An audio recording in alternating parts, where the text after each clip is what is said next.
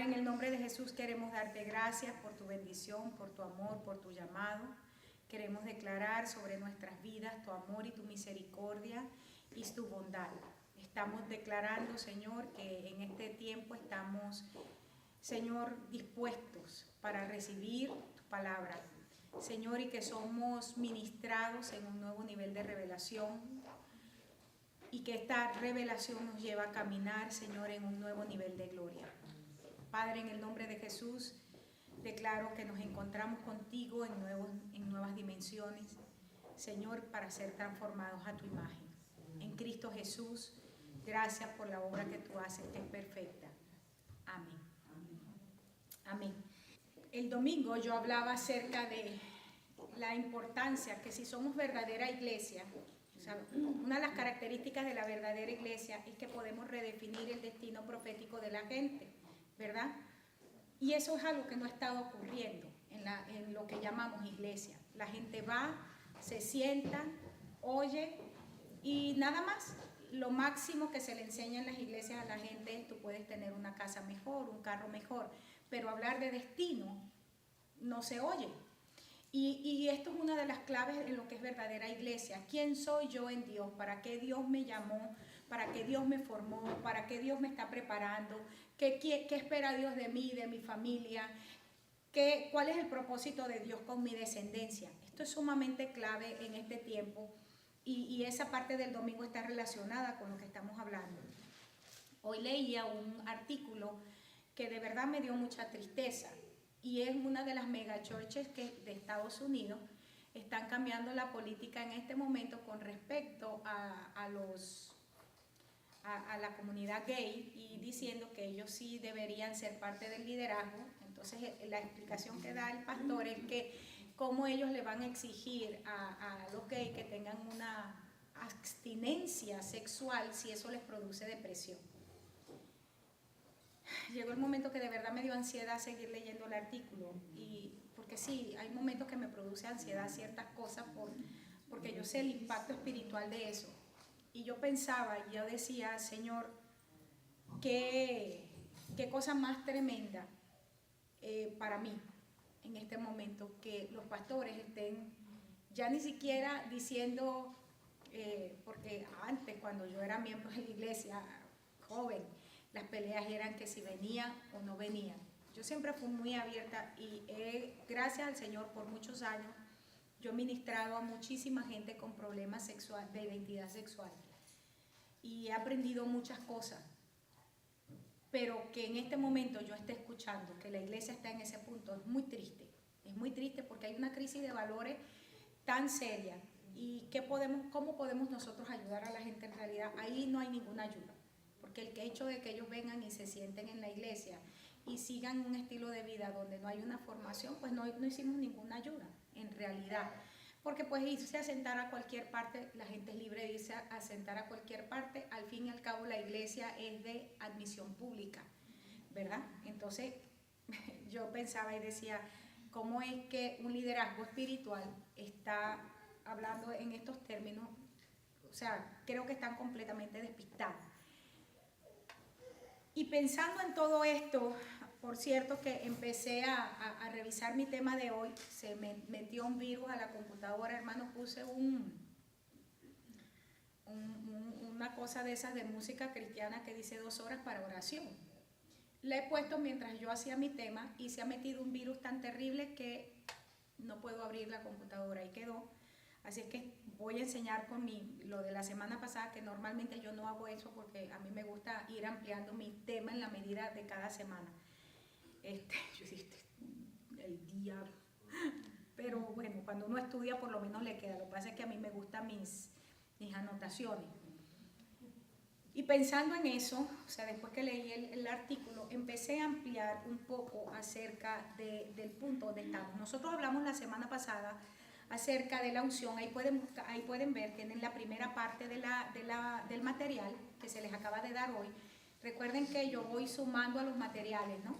Tu material de la semana de viejo no lo tienes. No, sí necesita, estos materiales son demasiado buenos, agárrenlo.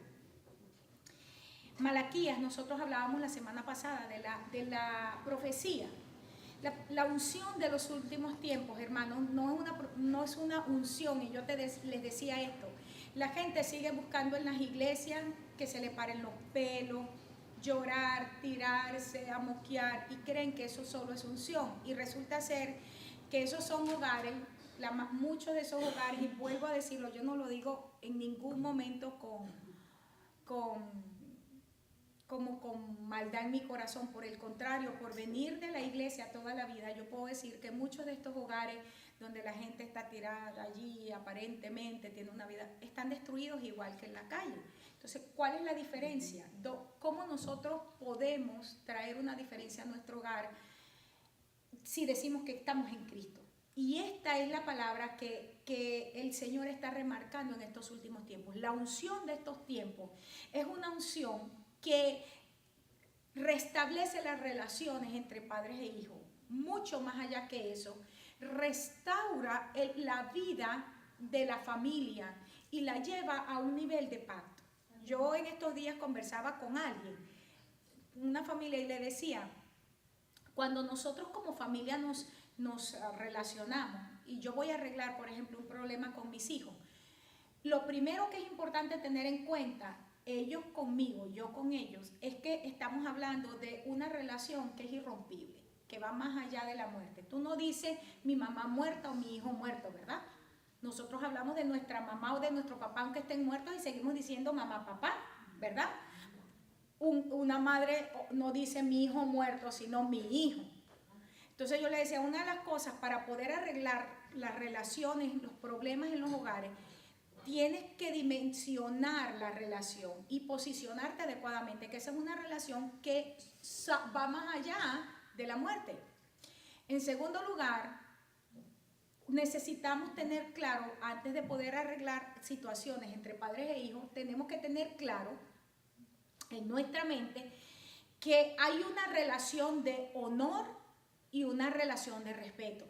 Debe haber una relación de honor de los hijos a los padres y una relación de respeto de los padres a los hijos.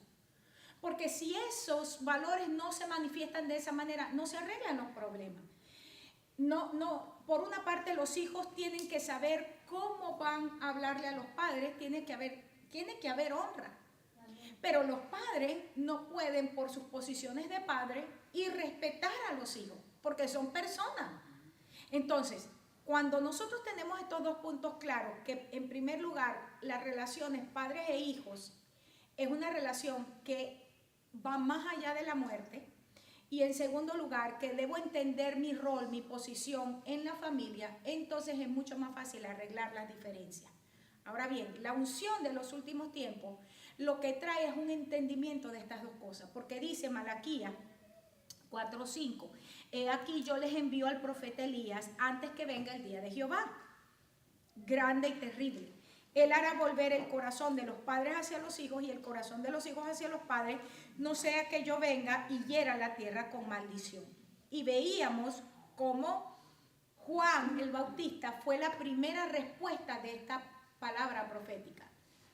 La palabra que le da Dios a Zacarías a través del ángel, ahí en Lucas 1:13, ¿cuál fue? Tu oración fue contestada. ¿Cuál oración? Porque él era el sacerdote que estaba orando para que lo que se llamaba ay, a veces se me van las palabras, hay días que se me van las palabras, para que la consolación de Israel viniera, y cuando Israel hablaba de la consolación se refería específicamente al Mesías, la venida del Mesías, para que la consolación de Israel tuviera cumplimiento. Esa era la oración que hacían los sacerdotes todos los días haciendo el incienso. Y el ángel le dice, tu oración fue contestada. ¿Pero por qué él dice cuál oración? Porque la oración personal que él tenía era, yo quiero un hijo. Y qué maravilloso, y aquí es y es la primera parte donde yo quiero que ustedes se enfoquen. Cuando nosotros como padres podemos ser al mismo tiempo el vehículo de Dios para traer respuesta a las naciones de la tierra. No es solamente orar, Señor, que mis hijos sean, o dale a mis hijos, o haz de mis hijos, sino que en mi descendencia hay una respuesta de Dios para las naciones. Y esto es lo que nosotros vemos aquí con Zacarías y con Elizabeth. Una pareja de viejos, gente que no tenía esperanza con respecto a descendencia, gente que, vamos a decir, hasta cierta medida tenían un estigma en su sociedad, porque el no tener hijos implicaba estar malditos. Ahora, piensen en ustedes mismos, ¿cuántos de ustedes tienen un estigma en lo que es conocido hoy como la iglesia? Algunos tienen estigma de, ay, esa mujer como que no es muy confiable, ay, esa muchacha como que no es muy confiable, ay, ese tipo como que no es muy confiable. Y podemos tener estigmas, esa pastora ahí que es muy espiritual y mira cómo se viste. ¿Cuáles son los estigmas? Ellos tenían un estigma.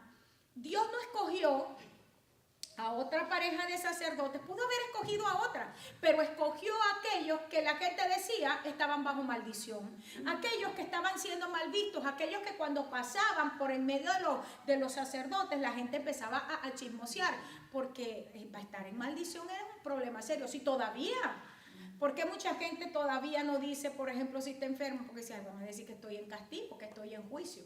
Porque la gente a veces no pide oración porque tiene problemas financieros, porque dice, no, la gente va a decir que estoy en juicio, ¿verdad? Qué triste, porque esas son mentalidades que se mueven. Y Dios agarra y escoge a una pareja que estaba supuestamente bajo juicio de maldición, para traer a cumplimiento una palabra profética. Esto es muy importante que usted tenga claro a quién Dios está levantando en este tiempo, porque Dios conoce los corazones. Y el corazón de Elizabeth era un corazón correcto delante del Señor. Era descendente de la línea de Aarón. Y su nombre tiene que ver con cumplimiento de pacto. Y se une a este otro hombre que tenía un corazón delante del Señor recto. Y Dios los utiliza para que venga este cumplimiento. Habían pasado 400 años entre esta palabra y el nacimiento de Juan. 400 años. Y de hecho entre Malaquías y los evangelios hay 400 años de silencio. No porque Dios dejó de hablar, sino porque la gente dejó de oír. Y encontramos a Lucas en el primer capítulo dando la introducción, hablando directamente de una profecía que 400 años antes se había dicho. Viene un mensajero que viene con esta unción. Y esta unción es hacer volver el corazón de los padres a los hijos. Ahora, el mismo Jesús hablando de esto dijo, este es el Elías que había de venir, pero Elías tiene que venir otra vez. Porque Juan el Bautista fue el cumplimiento parcial de la profecía de Malaquías. Ahora es una generación Juan, con una unción Elías. Ahora somos una generación y ahorita vamos a ver en detalle esto. Pero si ven allí en Lucas 1:16 dice, ¿qué era lo que iba a hacer?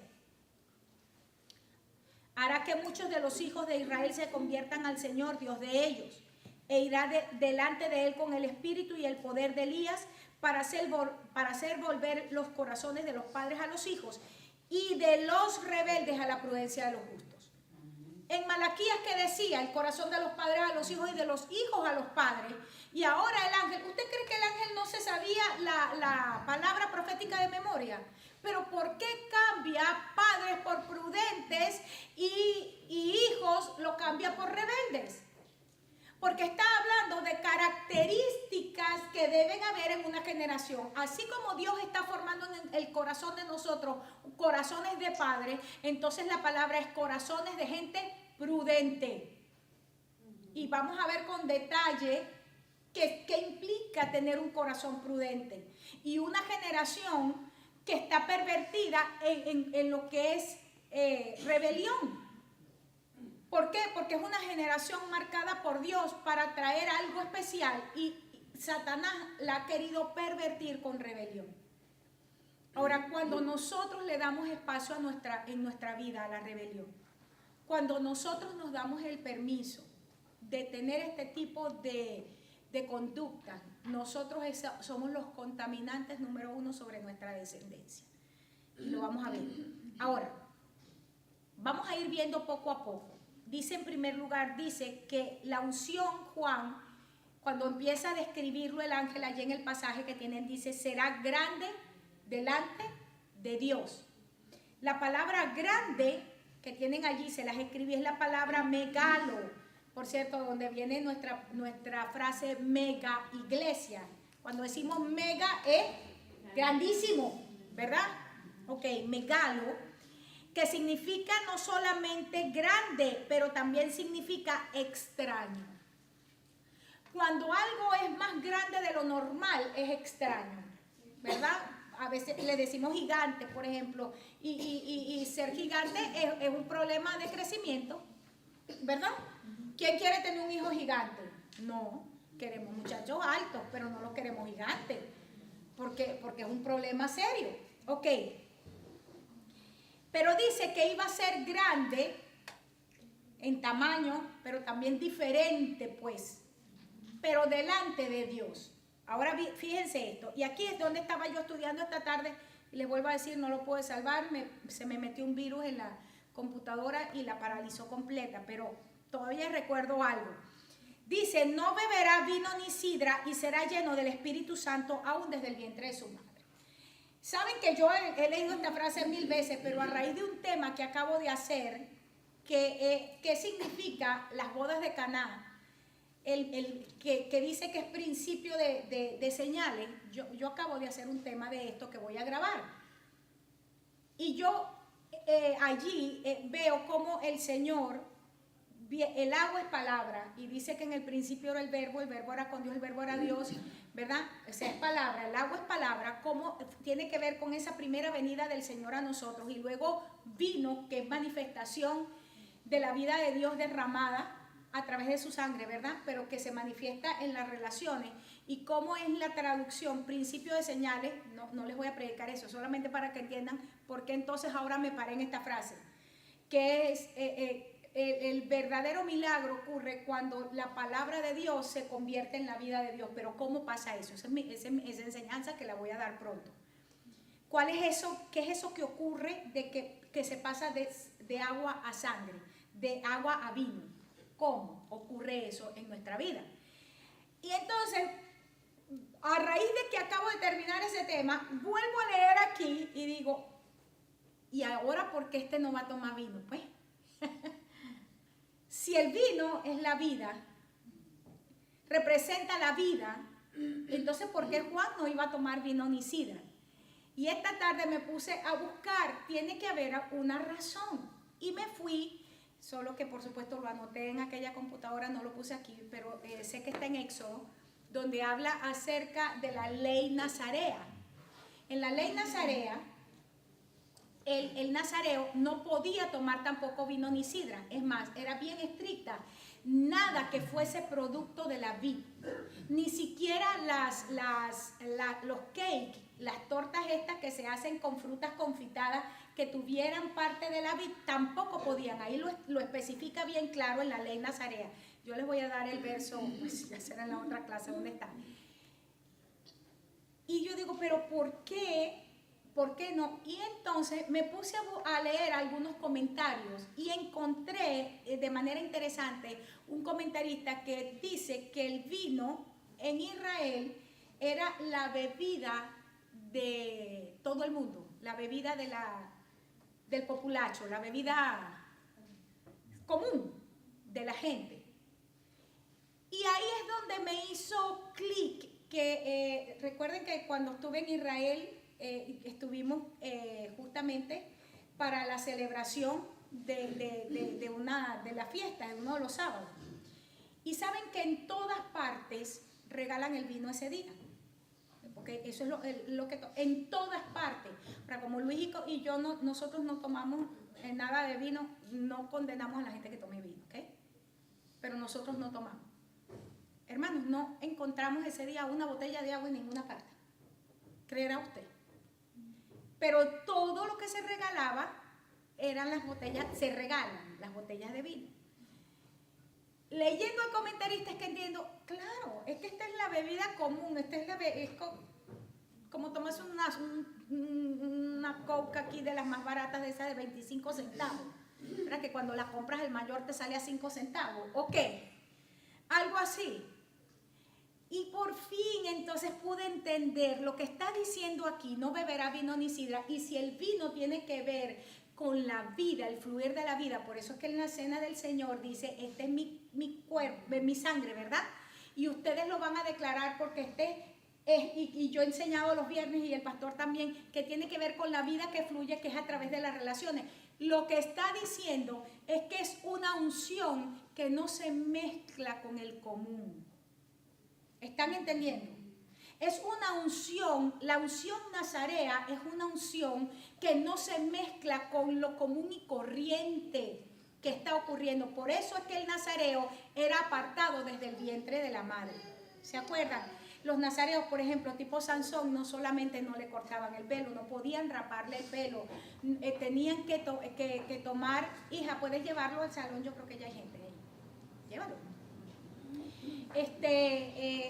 No podían tomar vino, no podían tomar sidra, no podían pegarse a muertos. ¿Sabe? Juan, por ejemplo, no pudo enterrar a sus padres. Ningún nazareo, aunque se le murieran los padres, ellos no podían estar en los entierros. Era bien dolorosa la vida del nazareo, era muy solitaria, era una vida muy difícil. Y la unción Juan es una unción nazarea. Y yo pensaba esta tarde y decía, Dios mío, qué cosa más tremenda. Estamos hablando de que con razón la unción profética es una unción tan solitaria. Se los voy a decir, miren, francamente, yo soy una mujer muy amigable, pero a la vez soy una mujer muy solitaria. Porque me cuesta siempre encontrar cómo conectarme, porque cuando la gente ya por fin llegó a un punto, ya yo estoy 15 años para allá, o sea, siempre estoy allá y siempre estoy mirando allá, aún en mi familia, ellos sufren a veces por conectarse conmigo y tengo que tomar la decisión de que yo tengo que conectarme con mi familia. La unción profética es una unción muy solitaria, porque uno está escuchando cosas que nadie escucha, está mirando cosas que nadie ve, estás pensando en cosas que la gente no está pensando. Todo el tiempo andamos en otro planeta, ¿verdad? En serio. Y pensaba, imagínate Juan, qué terrible. Y entonces, entiendan, yo pensaba hoy, decía, con razón esta perversión, estos espíritus de perversión que han entrado sobre esta generación profética, y no estoy hablando solo de edad, estoy hablando, recuerden que yo hablo a nivel espiritual. Ser parte de una generación no significa que tú tienes todo de 15 a 20 o de 15 a 30, una generación profética, una generación espiritual, una generación de destino, puede haber gente de 80 como hay gente de 5, ¿ok? Y decía, ¿cuál es una característica de la generación profética de los últimos tiempos? Que va a ser una generación que difícilmente se puede entender, porque es nazarea. Cuando el apóstol Pablo en el libro de Efesios capítulo 5, verso 18 dice, no te embriagues con vino ni con sidra, no solo se está refiriendo al hecho a que no camines en exceso con las bebidas alcohólicas, pero está diciendo, tú no puedes diluir tu sentido en lo que es común y corriente.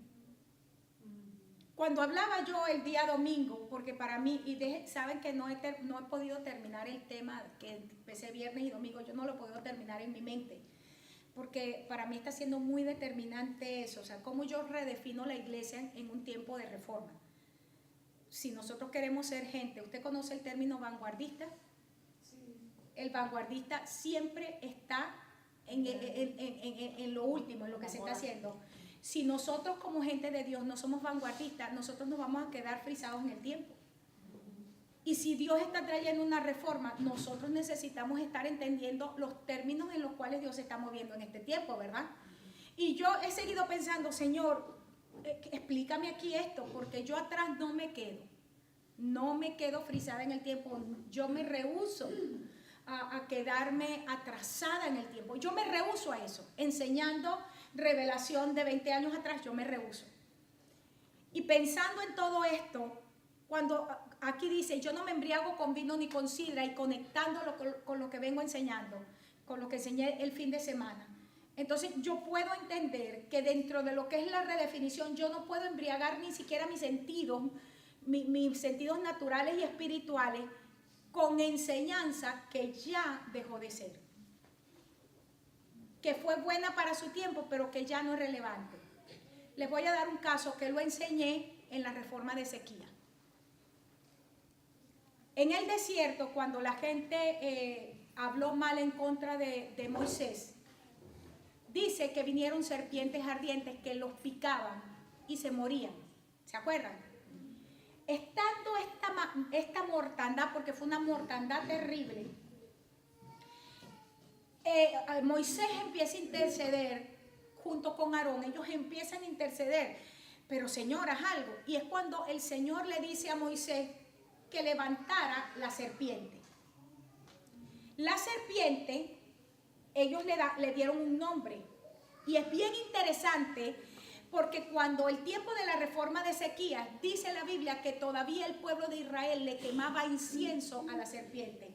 Lo que Dios levantó, Dios, escuchen, fue una revelación de Dios a Moisés. La forma que va a haber sanidad va a ser cuando miren a la serpiente. ¿Qué hizo el pueblo de Dios con aquella serpiente que se levantó en bronce? Empezó a adorarla.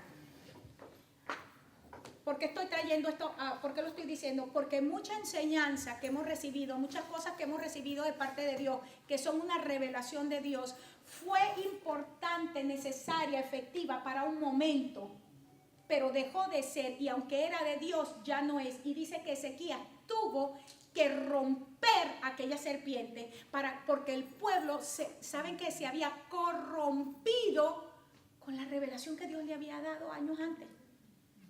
Lo que quiere decir que si nosotros seguimos aplicando principios que fueron relevantes, importantes, eficaces para un momento de la historia y queremos seguirlos viviendo como que Dios se está moviendo en eso, eso vale en nuestra vida.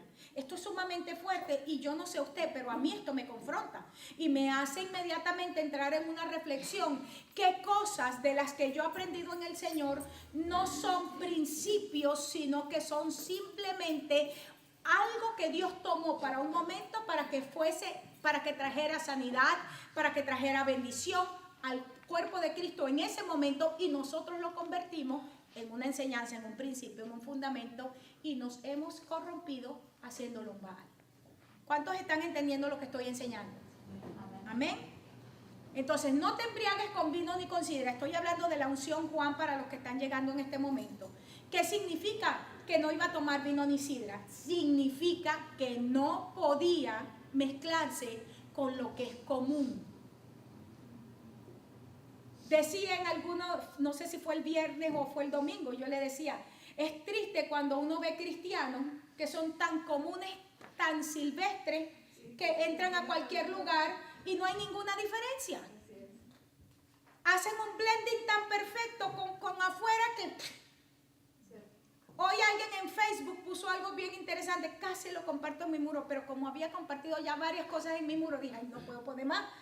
No porque me gusta que la gente se detenga a ver lo que pongo. Pero era una línea de zapatos, todos eran zapatos deportivos blancos sin nada. Y había solamente un par de zapatos deportivos que era rojo y boots, así como los Vans. Y decía, atrévete a ser diferente.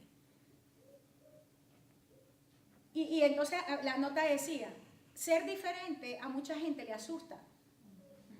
¿Por qué le asusta? Porque eres único. Porque todo el mundo se da cuenta cuando entra.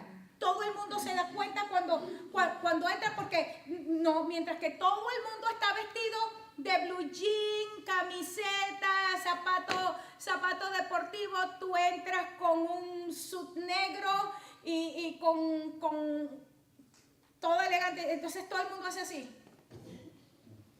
Atrévete a ser diferente. La unción Juan es una unción que nos hace diferente. Ahora, ser diferente, todo el mundo dice, ay, yo quiero lucir diferente, pero en el fondo yo siempre me río de esta generación porque ellos quieren ser diferentes, pero usan los mismos zapatos, todo el mundo.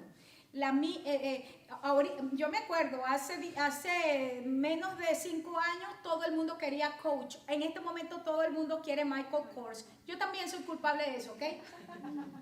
I'm not talking, no solo le estoy hablando a usted. Hace 5 años vaya en mi closet pues, y ve el poco de zapato y el poco de cartera, y ahora todas las quiero Michael Kors.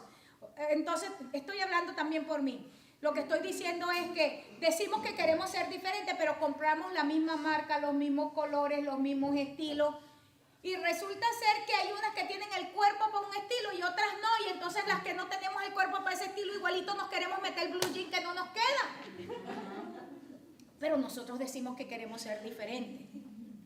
Qué triste, ¿verdad? Las iglesias dicen, no, nosotros sí somos una iglesia diferente. ¿Diferente por qué? ¿Cuáles son los coros diferentes que cantan? ¿Cuál es la palabra diferente que entregan? ¿Cuáles son las estrategias distintas? Todas hacen lo mismo. Como familias decimos que somos una familia diferente, sí, pero ¿qué hacemos en la casa que realmente está haciendo la diferencia? En la cuadra donde vivo por lo menos.